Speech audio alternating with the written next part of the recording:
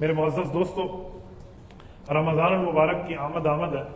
نبی اکرم صلی اللہ علیہ وآلہ وسلم شعبان المعظم کے آخری اوقات میں صحابہ کرام کو رمضان کی پوری ترتیب کے بارے میں فضائل مسائل سمجھایا کرتے تھے، اور اس طرح شعبان کے آخر میں رمضان سے پہلے یہ واضح سنت بھی ہے اور نبی پاک صلی اللہ علیہ وسلم کا طریقہ بھی ہے، تو اسی لیے میں چند معروضات آپ کی خدمت میں رکھتا ہوں۔ دیکھیں، ہمیں 2 4 5 چیزوں کا اہتمام کر لینا چاہیے۔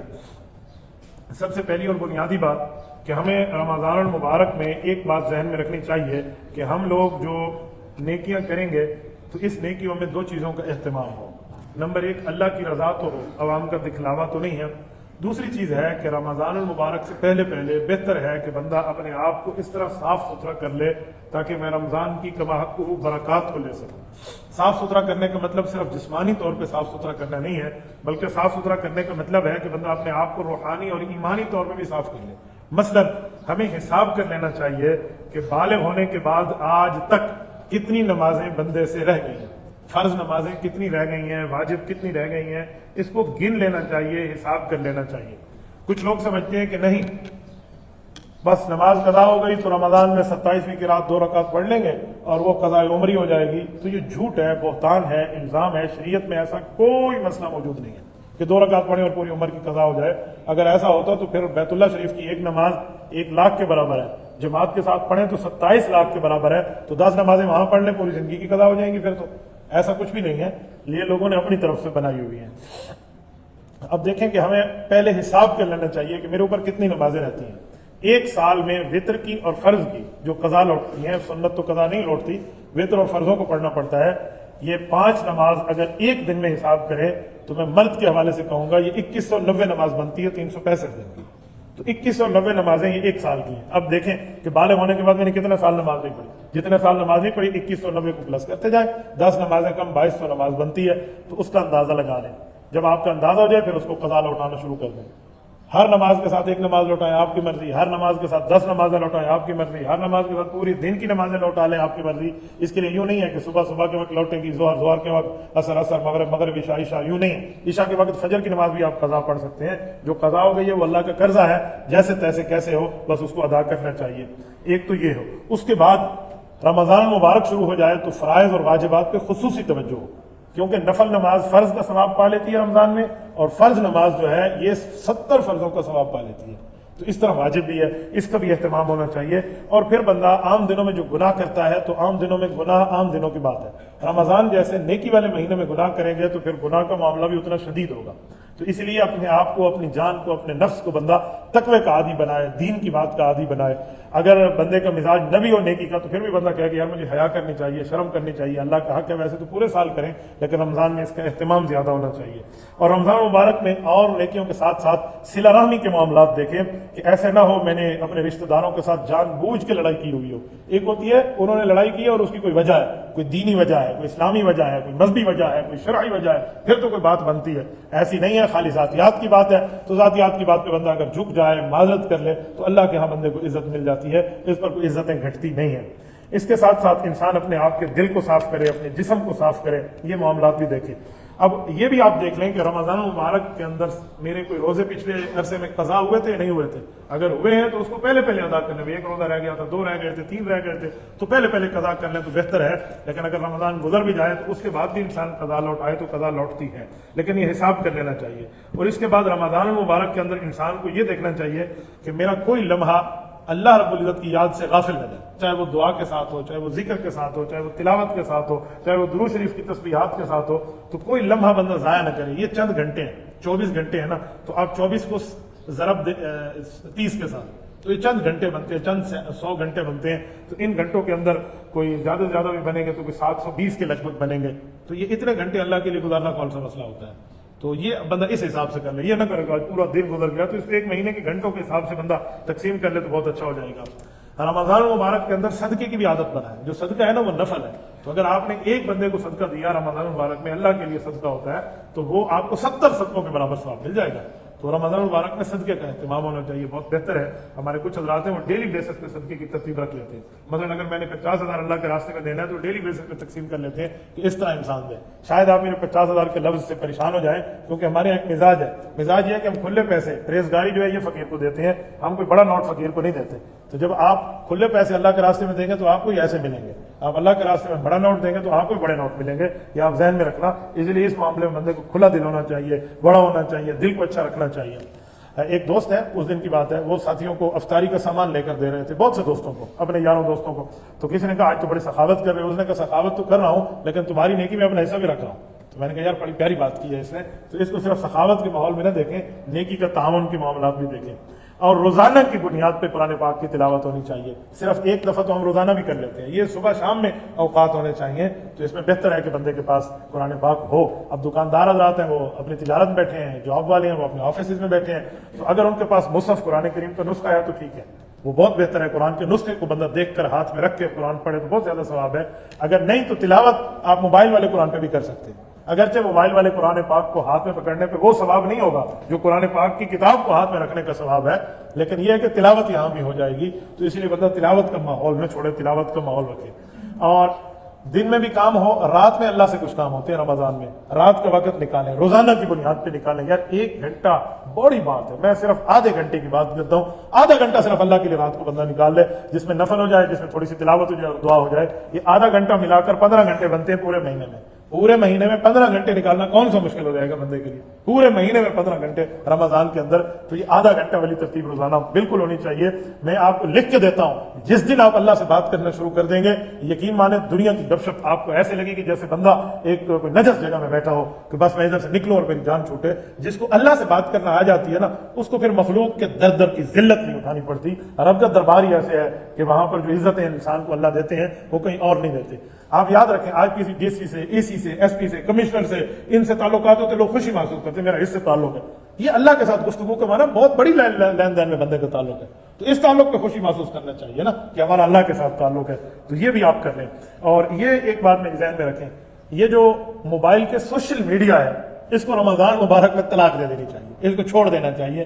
آپ کو پتہ ہے آپ کوئی چیز اچھی بھی دیکھنا شروع کریں گے تو بری اس میں کسی نہ کسی جگہ آ جائے گی، تو خواہ مخواہ کی گناہ کی عادت ہے۔ ہاں، جن کا کام کوئی دینی باتیں 100% وہ دینی چیزوں کو اپلوڈ ڈاؤن لوڈ ہے، میں انہیں نہیں کہہ رہا، میں انہیں کہہ رہا ہوں جن نے خواہ مخواہ کی ادھر ادھر ایران توران کے لطیفے شطیفے اور ایکٹریس ویکٹریس اور ان کو دیکھ کے اپنے روزے کو برباد کرنا ہے، تو انہیں کہتا ہوں رمضان مبارک میں ان چیزوں سے بالکل عام دنوں میں ہونی چاہیے، رمضان میں خاص طور پہ بندہ اس سے بچے۔ اور اس کے ساتھ رمضان مبارک میں ایک بہت بڑی مصیبت ہمارے ملک میں کھڑی ہے، وہ یہ ہے کہ جس نے پورا سال گانے گانے ہیں، جس نے پورا سال ٹی وی میں ڈرامے کرنے ہیں، وہ رمضان مبارک میں مولوی اور مفتی بن کے، یہ مفتیاں بن کے بیٹھ جائے گی یا بیٹھ جائے گا، وہ آپ کو رمضان مبارک کی باتیں سکھائیں گے۔ اور ایسے بے شرم لوگ ہیں جو کہیں گے روزہ ختم، بس رمضان ختم، رات کو انٹرٹینمنٹ ہوگی۔ تو ان جیسے دیوسوں سے بچیں، ان جیسے بے ایمانوں سے اپنے ایمان کو بچائیں۔ یہ لوگ جو پورا سال آپ کو بے پردگی میں نظر آئیں اور رمضان پہ جو ہے نا بوبو بن کے بیٹھ جائیں اور رمضان کے معاملات میں مولوی بن کے بیٹھ جائیں، ہم ٹی وی والوں سے دین سیکھیں گے؟ ہمیں یہ لوگ دین سکھائیں گے جن کا یہ لیول ہو کہ نہ وہ عالم ہے، نہ حافظ ہے، نہ قاری ہیں، نہ مفتی ہیں، نہ محدث ہیں، نہ دین کے ساتھ ان کے ٹکے کا واسطہ ہے، 4 باتیں سن کے انہوں نے مرد عورت کی مخلوط ماحول میں بٹھا کر ہمیں دین سکھایا۔ اتنا دین ہمارا سستا نہیں ہے کہ ہم ان جیسے 2 نمبر لوگوں سے سیکھیں۔ دیکھیں، اگر ہم دوائی لیتے ہیں تو کوالیفائڈ ڈاکٹر ڈھونڈتے ہیں، تو دین کی بات اگر آپ نے لینی ہے تو کوالیفائڈ عالم ڈھونڈیں، کوئی تگڑا بندہ لیں جس کو دین کا مہارت کی جو ہے نا کیا کہتے ہیں گویا وہ دین میں اسپیشلائزیشن کیے ہوئے ہو اور دین کا ماہر ہو۔ تو اس لیے ٹی وی کے ان معاملات سے بھی پرہیز کریں۔ اور رمضان سے پہلے میری ایک بات مانیں، آپ عید کی خریداری، میری ایک عادت ہے، میں رمضان سے پہلے کر لیتا ہوں۔ میرے عید کے جو سوٹ سلنے تھے وہ میرے درزی کے پاس آ چکے ہیں بچوں سمیت کے لیے۔ اس کا فائدہ کیا ہوتا ہے کہ مجھے رمضان میں بازار کے اندر اپنا وقت ضائع نہیں کرنا، میں نے بازار کے اندر جا کے بد نظری نہیں کرنی، میں نے بازار کے اندر جا کے 2 نمبری کے ماحول میں نہیں رہنا۔ رسول اللہ صلی اللہ علیہ وسلم نے فرمایا ہے ان احب البلاد عند اللہ مساجدہ، فرمایا لوگوں اللہ کے ہاں پیاری جگہ مسجد ہے، وابغض البلاد، اور جہاں سے اللہ تعالیٰ کو نفرت ہے وہ اسواق اور بازار ہے۔ تو ہم روزے کے ساتھ اور رمضان کے وقت میں چاہے رات کے وقت میں بھی ہو اپنی بربادی کے لیے وہاں مارکیٹس میں اور وہاں پہ پہنچ جائیں۔ تو رمضان کی اگر کوئی شاپنگ واپنگ باقی چیزیں کوئی لینی دینی بھی ہے تو پہلے بندہ اس حساب کو کر لے تاکہ پھر رمضان میں بوجھ بھی بندے کا ہلکا ہو جائے۔ اور ایک چیز ذہن میں رکھیں، جو اتنی چیزیں میں آپ کو بتا رہا ہوں یہ بھول جائیں گے آپ کو، آپ ایک نظام الاوقات بنائیں جسے ٹائم ٹیبل کہتے ہیں، اس پر لکھ لیں میں نے دن میں یہ کرنا ہے، میں نے رات میں یہ کرنا ہے، میں نے صبح میں یہ کرنا ہے، میں نے شام میں یہ کرنا ہے، اور سونے سے پہلے میں نے یہ کرنا ہے۔ وہ بندے کے پاس لکھا ہوا ہونا چاہیے، ڈیلی بیسس پہ انسان جیب میں رکھ لیتا کہ اس کو دیکھ لے۔ روزانہ کا نظام الاوقات اوقات ہوگا تو یہ بہت بہتر ہے۔ اور اس کے ساتھ جو لوگ دکاندار ہیں یا آفیسز میں ہیں یا کوئی ٹھیکے وغیرہ کی جگہ میں بیٹھے اور ان کے نیچے سروینٹ کام کرتے ہیں، ان کے نیچے پورا عملہ کام کرتا ہے، رسول اللہ صلی اللہ علیہ وسلم نے فرمایا ہے اپنے ماتحت کو اگر رمضان کے روزے کی وجہ سے آپ لوگ اس کو چھوٹ دے دیں گے تو اس کا ثواب اس کو بھی ملے گا اور تمہیں بھی ملے گا۔ تو اس لیے اپنے سروینٹ کے اوپر بھی آپ اس معاملات کو دیکھیں، چاہے وہ تنخواہ کے لیول میں ہو، چاہے اس کے ساتھ اس کی جو ہے نا کیا کہتے ہیں اس سے اجرت اور مزدوری کے معاملات میں ہو، یہ چیزیں بھی ہمیں دیکھنی ہوں گی تاکہ بندہ اپنے معاملے کو آگے دیکھے۔ اور پھر اس کے ساتھ ساتھ میں ایک چیز اور آپ کی خدمت میں عرض کرتا ہوں، رمضان المبارک میں اگر انسان عمرے کا کوئی اہتمام کر لے تو اس کے لیے ایک حدیث پاک سنیں، نبی علیہ الصلوۃ والسلام کی حدیث کا مفہوم ہے عمرۃ فی رمضان تعدل حجۃ معیہ۔ حضور پاک علیہ الصلوۃ والسلام کی حدیث کا مفہوم ہے جس نے رمضان مبارک میں عمرہ کیا اس نے اپنے نبی کی معیت میں حج کیا، اس نے نبوت کے ساتھ مل کے حج کیا، بڑا اجر ہے، بڑا ثواب ہے۔ رمضان میں اگر بندہ عمرہ کر لے واقعی بندے کو حج جیسا معاملہ ملتا ہے۔ رات کو تو ویسے عبادت ہے، دن کا طواف کسی کو روزے کے ساتھ رمضان میں مل جائے اور صفا مروہ کی سعی، واقعی حج جیسا معاملہ ہے، مشقت ہے لیکن اس میں اجر بھی ہے۔ تو اس لیے رمضان مبارک میں یہی ترتیب ہونی چاہیے۔ ہمارے بعض بزرگ تو ایسے ہیں جن کی چاہت ہوتی ہے کہ جب رمضان شروع ہو ہم مسجد نبوی میں بیٹھے ہوں یا مسجد حرام میں بیٹھے ہوں۔ قائد ملت اسلامیہ حضرت مولانا فضل الرحمان دامت برکاتہم کے ساتھ مجھے سعادت ہے، میں نے کئی مرتبہ حضرت کے ساتھ مدینہ طیبہ میں وقت گزارا کہ جب رمضان شروع ہوتا تھا تو اس وقت ہم وہیں ہوتے، بلکہ حضرت فرماتے مجھے عصر کی نماز کے بعد کہ اٹھے ذرا ہم وہیں جا کے مسجد نبوی میں ہی بیٹھے رسول اللہ کے قدموں میں کہ جس وقت رمضان شروع ہو ہم آقا کے قریب ہی بیٹھے ہوں۔ تو کئی مرتبہ ایسے ہوا کہ جب مغرب میں رمضان کا وقت ہوتا تھا تو وہیں بیٹھے ہوتے۔ تو اگر یہ بندے کو موقع مل جائے تو انسان وہیں اس کو گزارے، نہیں تو کم از کم بندہ یہاں مسجد کے ماحول تک، دینی ماحول تک اپنے آپ کو بٹھائے۔ اور رمضان میں ایک بات یہ بھی ذہن میں رکھیں کہ بہتر یہ اپنے اوقات میں جو فارغ ہونے کا وقت ہے گھر میں بیٹھنے کے بجائے مسجد میں بیٹھیں۔ مسجد فرشتوں کی جگہ ہے، فرشتوں کا ماحول ہے، دینی جگہ ہیں، تو ادھر آپ بیٹھیں گے تو آپ فرشتوں کی دعا میں ہوں گے۔ نیند بندے کو 8 گھنٹے کرنی چاہیے، اس پر کوئی مسئلہ نہیں ہے، 6 گھنٹے مسنون ہے اور 8 گھنٹے ڈاکٹرز کہتے ہیں، لیکن اس سے زیادہ نیند نہ کریں، اس سے زیادہ آپ کی نیند نہیں ہونی چاہیے۔ جو باقی نیند ہے اس کو بندہ تھوڑا سا اپنے آپ کو وہ اپنا ہاتھ اس پہ تنگ کر کے وہ وقت کوئی دینی معاملات میں لگائے گا۔ ظاہری بات ہے رمضان میں روزہ افطاری سحری میں نظام ڈسٹرب ہوگا تو بندہ اس حساب سے اپنا پورا اس کو مینیج کر لے۔ اور اس کے ساتھ ایک بات ذہن میں رکھیں، 40 دن تک نمازیں بندہ اگر تکبیر اولیٰ کے ساتھ پڑھے، پہلی تکبیر امام کے ساتھ اللہ اکبر میں شریک ہو جائے، بعض حضرات کہتے ہیں تکبیر اولیٰ کا مطلب ہے رکوع سے پہلے شریک ہو جائے، لیکن بہتر ہے کہ امام کے ساتھ ہی شریک ہو جائیں کیونکہ اولیٰ تکبیر وہی ہے۔ تو اگر یہ بندہ ترتیب بنائے تو رمضان میں بہت بہتر بن سکتی ہے۔ 10 دن کوئی اور کر لیں پہلے یا آخری کر لیں اور 30 دن رمضان کے کر لیں تو بہت بہتر 40 دن کی تکبیر اولیٰ مل سکتی ہے۔ ان دنوں میں وہ جو روایت ہے نا کہ بندہ اس سے بری ہو جائے گا، منافقت سے بھی اور جنت کے بھی بندے کو وہ ملے گا اجر، تو وہ اسی پر ہے، تو یہ ہونا چاہیے، یہ بھی ان دنوں میں انسان کو رکھنا چاہیے۔ اور ان دنوں میں عام معاملات میں بندہ دیکھے کہ جو چیزیں ہیں، سگریٹ ہے، نسوار ہے، حقہ ہے، پتہ نہیں یہ گٹکا ہے، یہ جو ساری الا بلا ہے، تو اس سے اپنے آپ کو پہلے سے تھوڑا عادی کر لیں۔ یہ نہ ہو کہ کچھ لوگوں کو میں نے دیکھا وہ یہ گٹکے اور پان وان ہاتھ میں رکھ کے بیٹھے ہوتے ہیں، بس وہ روزہ پورا ہوا اور ہم اسی سے روزہ افطار کر لیں۔ تو ان سے تھوڑی پرہیز کی ترتیب پہلے سے بندہ شروع کر لے تاکہ رمضان میں انسان کو مشکل نہ ہو۔ اور آپس میں یاری دوستی کی ملاقاتیں، رمضان کی تقریبیں اور یہ وہ، ان میں بندہ احتراز کرے۔ رمضان قرآن کے لیے، رب کے رحمان کے لیے یا حرم کے لیے اپنے آپ کو بندہ اس طریقے پر رکھے تو رمضان میں ایک دوسرے کے ساتھ بندہ گیدرنگ، یہ گیٹ ٹو گیدر اگر ان دنوں میں ہم بیٹھے رہے تو پھر نیکیوں کا سیزن ہم نہیں لگا سکیں گے، سیزن ہم نہیں کپا سکیں گے۔ اس لیے بہتر ہے کہ ان چیزوں کو چھوڑیں۔ میرے کچھ دوست ہیں ان کی چھٹیاں ہیں رمضان میں، مجھے کہنے لگا حضرت میں گپ شپ لگانے کے لیے آپ کے ساتھ 5 دن آ رہا ہوں گا۔ میں نے کہا آپ آ جائیں لیکن یہ نہ سمجھیں کہ میں آپ کو وقت دے پاؤں گا، بس وہی واجبی سا وقت 2-4 منٹ بیٹھیں گے، باقی میں اپنے معاملات میں ہوں گا۔ تو مجھے کہتے ہیں مجھے آپ نے جو ہے نا اب اٹھی چوری نہ سمجھا دیتا ہے کہ میں ہی ٹھیک رہا ہوں، کہتے آپ نے مجھے اشارے سے سمجھا دیا کہ مجھے بھی رمضان کے اوقات اللہ کے لیے کرنے چاہیے، تو ایسے ہی رہیں۔ تو اس طرح کی ترتیب ہونی چاہیے۔ اس کے ساتھ بہتر ہے جو انسان کو چھوٹی چھوٹی صورتیں یاد ہے نا، یہ رمضان میں چلتے پھرتے آتے جاتے بندہ پڑھ لے، کم از کم 10 صورتیں تو ہر مسلمان اس کو بھی یاد ہوتی ہیں جو سیروزہ لگا کے آ جاتے ہیں، وہ 10 صورتیں تو وہاں علم تر کیف سے لے کر سورۃ والناس تک، یہ آتے جاتے چلتے پھرتے انسان کو دہرانا چاہیے، چاہے بندہ راستے میں کیوں نہیں جا رہا، یہ فرشتوں کی دعاؤں میں آپ کا حصہ ہو جائے گا۔ تو یہ ترتیب انسان اس میں رکھے۔ اور اس کے ساتھ بچوں کو روزہ رکھوانے کی عادت ڈالیں۔ یہ نہیں کہہ رہا کہ پورا دن کا روزہ رکھوائیں، یوں نہیں کہہ رہا، پورے دن کی بات نہیں ہے، عادت ڈالیں، یعنی اپنے ساتھ سحری میں شریک کر لیں، اپنے ساتھ افطاری میں شریک کر لیں۔ وہ اگر دوپہر تک ان کا اسٹیمنا چل سکتا ہے دوپہر تک چلا لیں، 10 بجے تک چل سکتا ہے 10 بجے تک چلا لیں، تاکہ ان کا مائنڈ سیٹ بنے کہ آج ہم بچے کل ہم بڑے ہوں گے تو کام ہمیں کرنا ہوگا۔ ہمارے بچپن کی بات ہمیں یاد ہے کہ والدین کہتے تھے بچوں کا مخبی روزہ ہوتا ہے. آج تک مجھے مخبی روزے کا مطلب سمجھ نہیں آیا، لیکن وہ بچوں کو سمجھانے کے لیے ہوتا تھا کہ بیٹا تمہارے آدھے دن کا روزہ ہے. یہ عادات ڈالتے ہیں، یہ والدین کی ذمہ داری ہے، پیرنٹس کی رسپانسبلٹی ہے کہ وہ اپنی جو ہے نا کیا کہتے ہیں اولاد کے اوپر اس طرح کا بھی توجہ دیں. اور اس کے ساتھ ساتھ رمضان میں میرا ایک مشورہ ہے، مشورہ یہ ہے کہ کم کھانے کی عادت ڈالیں. کم کھانے کی عادت میں آپ کو 2 فائدے ہوں گے. روزے میں دن میں تھکاوٹ نہیں ہوگی اور تراویح میں سستی نہیں ہوگی.